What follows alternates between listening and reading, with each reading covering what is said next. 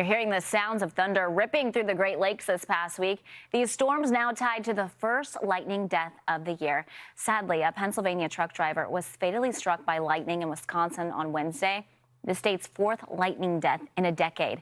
We're joined now by Chris Vagasky. He's the data and safety specialist for the National Lightning Safety Council. Chris, good morning. Thank you for joining us. This is such a tragic death. It's so hard to hear. I mean, this man was just walking across a gas station parking lot, not doing anything abnormal. No, he wasn't. And this is the case with a lot of lightning fatalities where people are actually really close to a safe place. If he had stayed in his truck or if he had made it into the quick trip, we wouldn't be talking about this. So it's a really important reminder that when thunder roars, go indoors. I think too often people get into the mindset of this can't happen to me, but safety really does change when you're in open areas.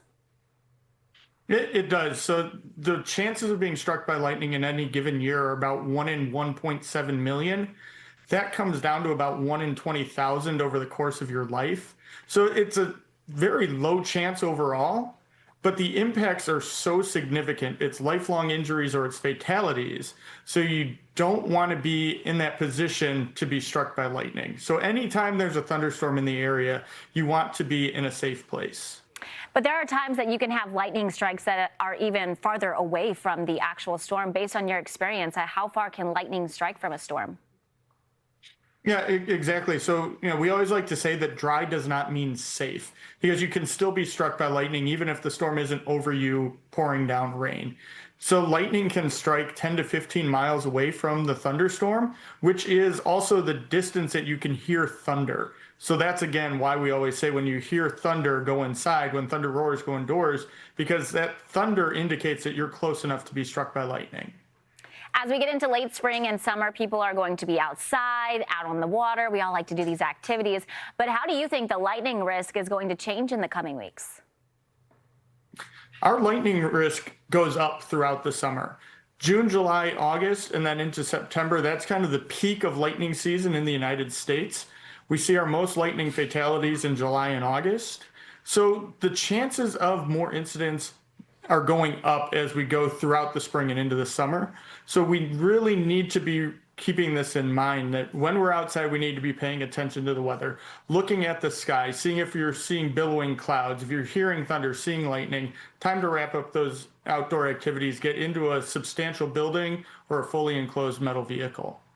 I'm thinking about later this week, we have severe storms that are back in the forecast. People will be looking on their Fox weather app, seeing that lightning bolt on it. So how do you recommend that people change their routine or plan for a plan B if they know that a thunderstorm is going to be on the way? Yeah, I mean, anytime you're doing something, you should have an idea of the outdoor forecast if you have outdoor activities.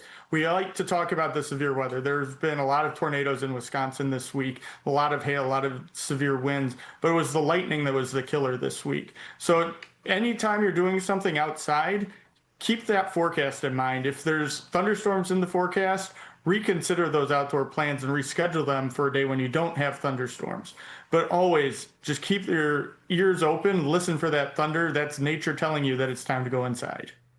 You're an expert on this field. What do you think are the biggest misconceptions when you talk to people about lightning? What really strikes you? It's that just because they're dry, that means they're safe. So, if it's not raining, you can hear thunder, you're still at risk of being struck by lightning. If you hear thunder and you're in a dugout, under a picnic shelter, under a tree, those are all non-safe places. So you need to be in a substantial building, a house, a store, an office building that has electrical and plumbing in the walls, or a fully enclosed metal vehicle.